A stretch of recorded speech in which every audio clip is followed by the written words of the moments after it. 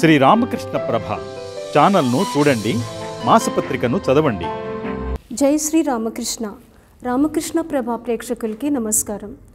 నిత్య జీవితంలో భగవద్గీత అనే అంశం మీద ఈరోజు మనము ఏ ఏ గుణాలు మనలో ఉండకూడదు అని శ్రీకృష్ణ పరమాత్మ చెప్పారో అవి తెలుసుకుందాము.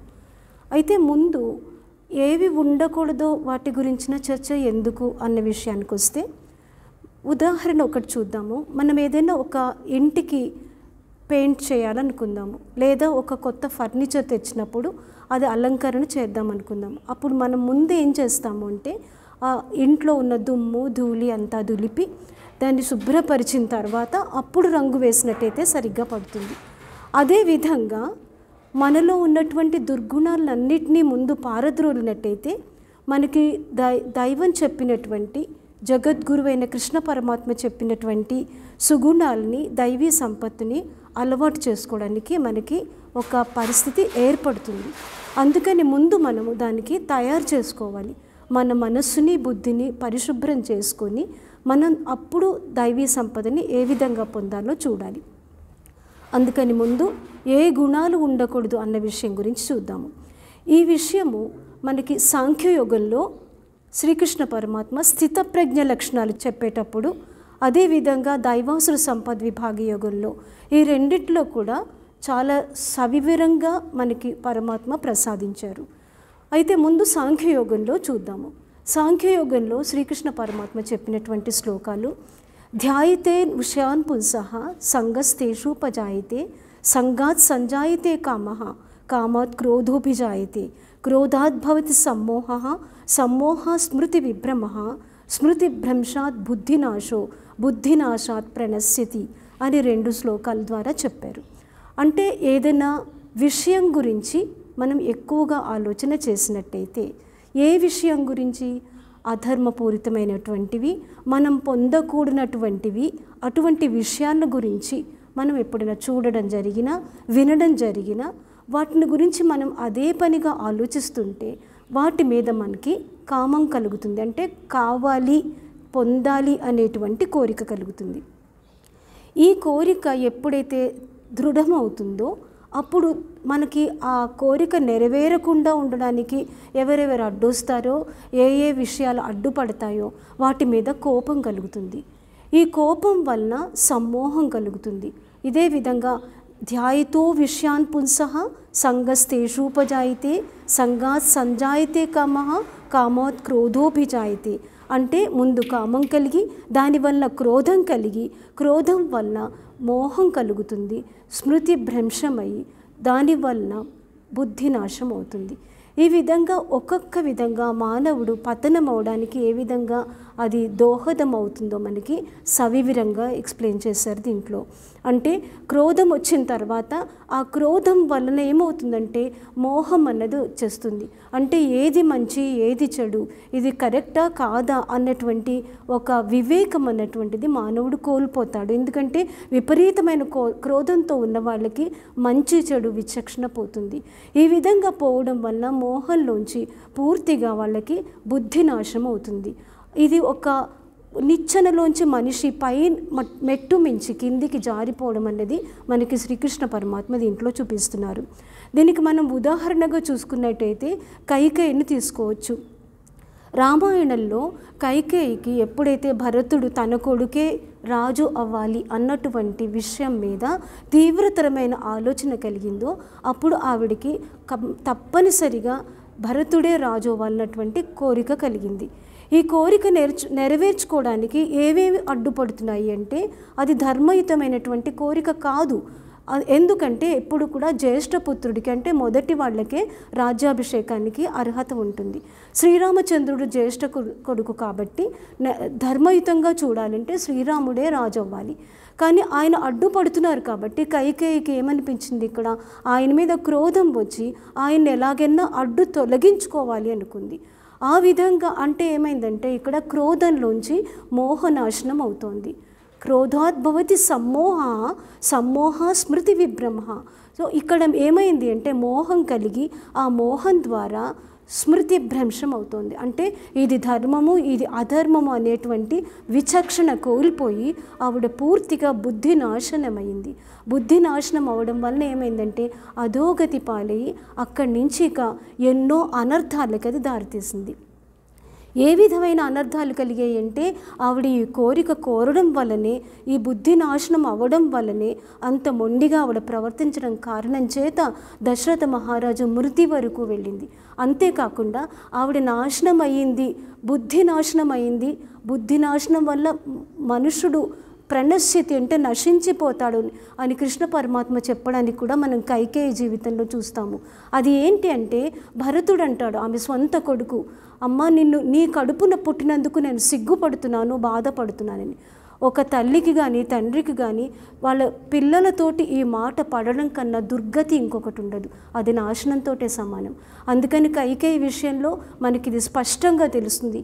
ఏ విధంగా విషయ వాసన గురించి మననం చేయడం ద్వారా అది కామమై క్రోధం వల్ల మోహం కలిగి ఆ విధంగా మనిషి బుద్ధిని ఏ విధంగా అయితే కోల్పోతాడు అన్నటువంటిది, ఒక పై మెట్టు మించి నిచ్చెన నుంచి కిందికి ఎలా జారిపోతాడు అన్నటువంటిది మనకి స్పష్టంగా దీనివల్ల తెలుస్తుంది.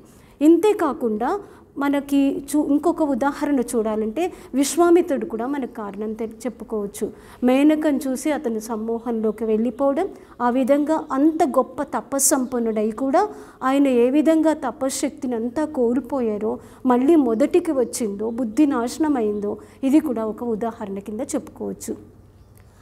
దీనివల్ల మనకి అర్థమవుతున్నది మనిషి పతనమైపోవడానికి కారణము స్పష్టంగా తెలిసేది ఏంటంటే ఏదైనా ఒక విషయాన్ని గురించి మనం తీవ్రతరంగా ఆలోచన చేయకూడదు.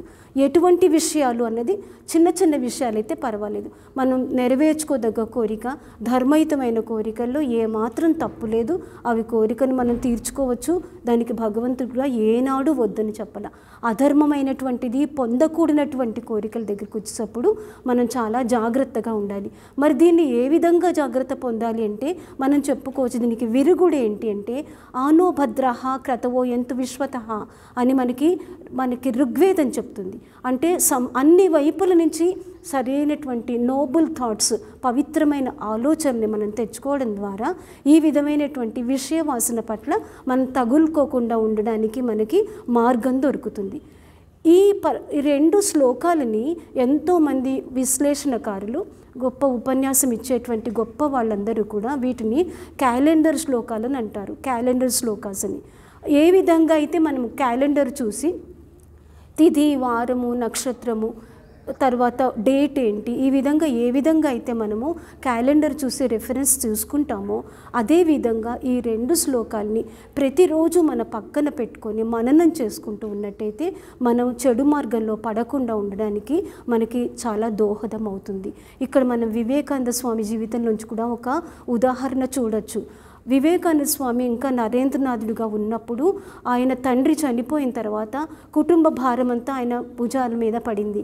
అప్పుడు ఆయన ఏ విధంగా ఉద్యోగం దొరకక సతమతం అవుతుంటే మనస్సంతా దెబ్బతిని ఆయన నిరుత్సాహపడుతున్నప్పుడు ఎంతోమంది స్నేహితులు కొన్ని రకాలైనటువంటి ఆలోచనలు ఇస్తారు. మనసు ఆహ్లాదంగా ఉండడానికి కొన్ని చేద్దాము అని సలహాలు ఇస్తారు. ఆ సలహాలు ఆయనకి నచ్చవు. అప్పుడు ఆయన ఏం చెప్తారంటే, though I'm thirsty I definitely refuse to drink dirty water. అంటే దాహం ఉన్నా కూడా నేను మురికి నీరు తాగను అని చెప్తారు. ఇదే విధంగా ధర్మాన్ని అంటుకుని ఉన్న వాళ్ళకి అధర్మైనటువంటివి ఏవి కూడా నచ్చవు. మనసుకి అవి మనకి ఎటువంటి ఇష్టాన్ని కలిగించవు. ఇది కూడా మనకి స్వామి వివేకానంద వల్ల మనకి భగవద్గీతలో సొల్యూషన్ కింద దొరుకుతుంది. ఇక్కడ నిచ్చెన జారిపోవడం మనం చూసాము. ఈ పక్కనే వెంటనే మనము ఆది శంకరాచార్య ఏ విధంగా నిచ్చెన ఎక్కి పైకి వెళ్ళొచ్చు అని చెప్పిన శ్లోకాలు కూడా మనం ఒక్కసారి గుర్తు తెచ్చుకున్నట్టయితే తప్పకుండా మనకి ముందుకు వెళ్ళడానికి, అంతేకాకుండా నిరుత్సాహపడకుండా ఉండడానికి కూడా మనకి సహాయభూతంగా ఉంటుంది. ఆది శంకరాచార్య ఏం చెప్తారంటే, సత్సంగత్యే నిస్సంగత్వం, నిస్సంగత్వే నిర్మోహత్వం, నిర్మోహత్వే నిశ్చలతత్వం, నిశ్చలతత్వే జీవన్ముక్తి.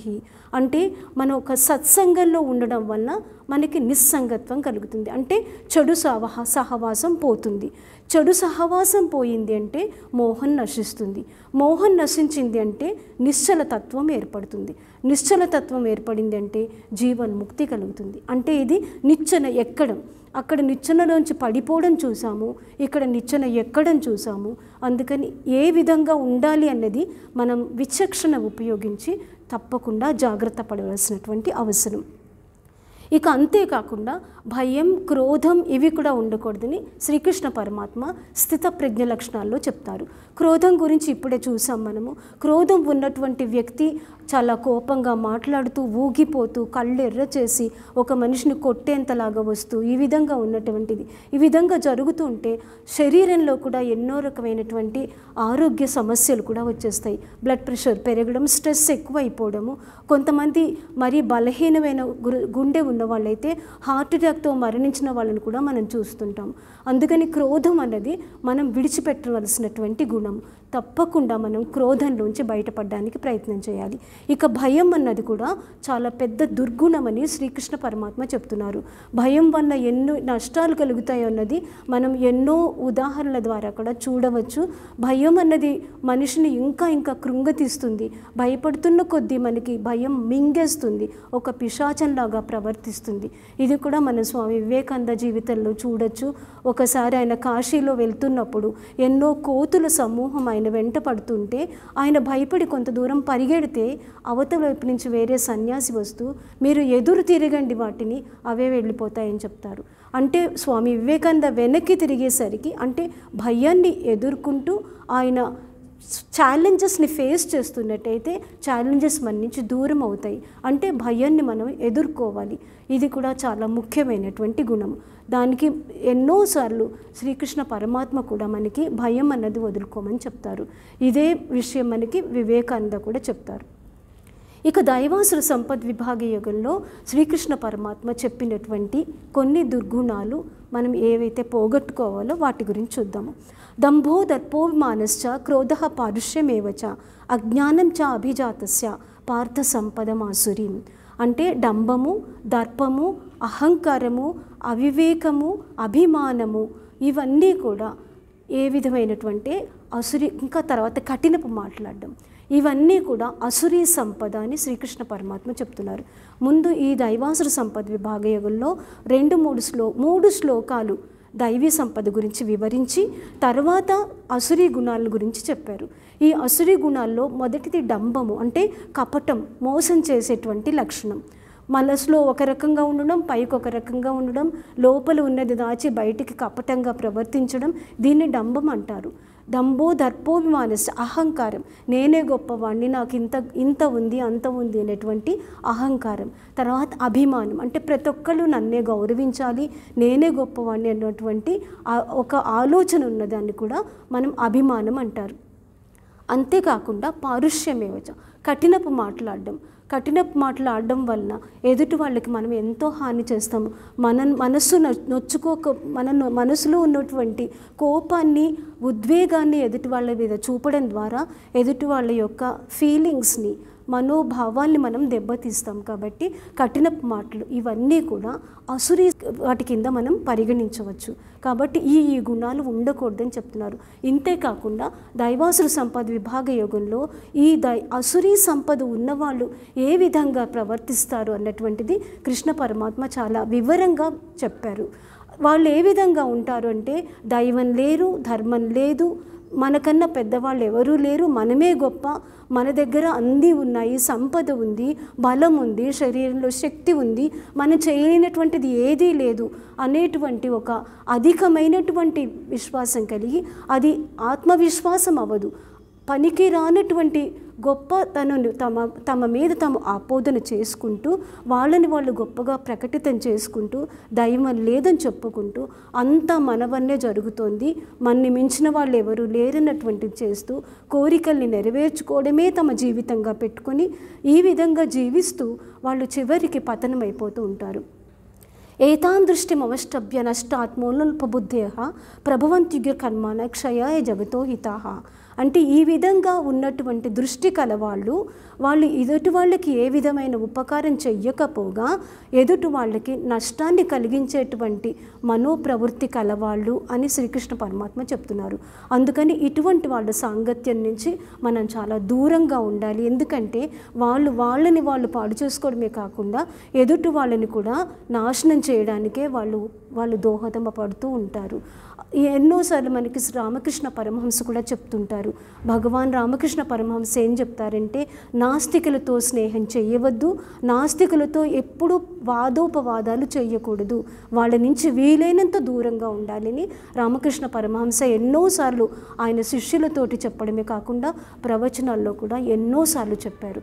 అందుకని మనం గుర్తుపెట్టుకుని ఈ విధంగా ఎవరికైతే అసురీ సంపద ఉందో వాళ్ళ నుంచి మనం దూరంగా ఉంటూ ఉండాలి. ఈ విధంగా చెప్పిన తర్వాత 3 గుణాల్ని చెప్పి ఈ 3 నరకానికి హేతువులు అవుతాయని శ్రీకృష్ణ పరమాత్మ చెప్తున్నారు. ఆ 3 ఏంటంటే కామము, క్రోధము, లోభము. ఈ 3 కూడా నరకానికి ద్వారాలు అని చెప్తున్నారు. కామం గురించి, క్రోధం గురించి మనం ఇప్పుడే చూసాము.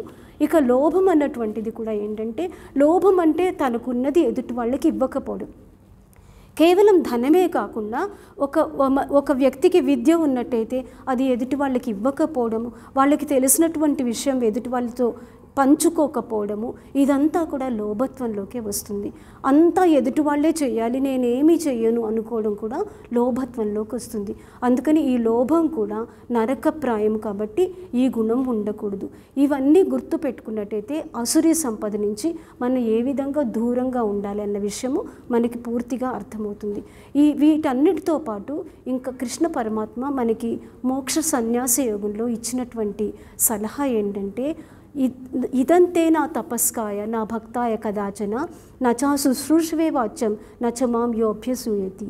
అంటే ఎవరైతే నా భక్తులు కారో, ఎవరికైతే భగవద్గీత మీద ఇష్టం ఉండదో, భగవద్గీతని ద్వేషిస్తారో అటువంటి వాళ్ళతోటి పొరపాటున కూడా భగవద్గీత గురించి చర్చించవద్దు అని చెప్తున్నారు. అందుకని ఇది కూడా మనము పరమాత్మ వద్దన్న విషయంలో మనం చేర్చి గుర్తుపెట్టుకోవాలి. అందుకని భగవద్గీత మీద ఇష్టం లేని వాళ్ళతోటి భగవద్గీతని ముచ్చటించరాదు, వాళ్ళతోటి ఈ విషయం మనం మాట్లాడకూడదు. వాళ్ళు ఏదన్నా అంటున్నా కూడా వాళ్ళ నుంచి మనం దూరంగా వచ్చేయడం అనేది మనం అలవాటు చేసుకోవాల్సినటువంటి విషయం. ఇది చెప్పిన తర్వాత శ్రీకృష్ణ పరమాత్మ ఇంకొక విషయం స్పష్టంగా చెప్తారు. ఎవరైతే భగవద్గీతని నాకు ఇష్టమైన వాళ్ళకి భగవద్గీతని ఇష్టపడేటువంటి వాళ్ళకి తెలియజేస్తారో అటువంటి వాళ్ళు నాకు మిక్కిలి ప్రీతిపాత్రులని చెప్తున్నారు. అందుకని మనం భగవద్గీతని కేవలం వినడమే కాకుండా భగవద్గీత గురించి మనకి ఎంతవరకు అర్థమైందో అది ఎదుటి వాళ్ళతో కూడా మనం వాళ్ళతోటి మాట్లాడి వాళ్ళకు కూడా నేర్పించి భగవద్గీత మీద శ్రద్ధని పెంచడం వలన శ్రీకృష్ణ పరమాత్మ యొక్క దివ్యత్వానికి, పరమాత్మ యొక్క దివ్య ఆశీస్సులకి మనము పూర్తిగా పాత్రులం అవుతాము. దైవాసుర సంపద విభాగ యోగంలో కృష్ణ పరమాత్మ దైవీ సంపద్ విమోక్షాయ నిబంధ ఆశ్రీమతః మాసుచ సంపదం దైవీం అభిజాతస్య భారత అని అర్జునుడితోటి చెప్తున్నారు. అంటే దైవీ సంపద విముక్తి కలిగిస్తుంది, అసురీ సంపద బంధాన్ని కలిగిస్తుంది. అర్జున నువ్వు బాధపడకు, నీకు దైవీ సంపదే ఉందని చెప్తున్నారు. ఇది కేవలం అర్జునుడికి చెప్పినదే కాకుండా మనందరికీ చెప్పినట్టుగా కూడా అనుకోవచ్చు. ఎందుకంటే ఎవరైతే భగవద్గీతని శ్రద్ధగా వింటున్నారో, భగవద్గీత ఇంకా తెలుసుకోవాలని కుతూహల పడుతున్నారో వాళ్ళందరికీ కూడా దైవీ సంపద ఉన్నట్టే. మా శుచహ అని శ్రీకృష్ణ పరమాత్మ నువ్వు శోకించకు, నీకు దైవీ సంపద ఉంది అని చెప్తున్నారు. అందుకని మనందరం కూడా మనలో దైవీ సంపద ఉందని కృష్ణ పరమాత్మ మనకి అభయం ఇచ్చినట్టుగానే పూర్తిగా తలంచి భగవద్గీత మీద విశ్వాసం ఉంచి కృష్ణ పరమాత్మ చెప్పిన ఈ భగవద్గీతని అందరికీ మనకు అర్థమైనంత వరకు నలుగురితోటి మనం దీన్ని సంభాషించి అందరికీ తెలియచేసి కృష్ణ పరమాత్మని యొక్క దివ్య ఆశీస్సులు పొందాం. ఈ భాగంలో మనము అసురీ సంపద గురించి తెలుసుకుందాము. వచ్చే భాగంలో దైవీ సంపద ఏంటి, ఆ దైవీ సంపదని మనం ఏ విధంగా అలవాటు చేసుకోవాలన్న విషయము చూద్దాము. జై శ్రీ రామకృష్ణ.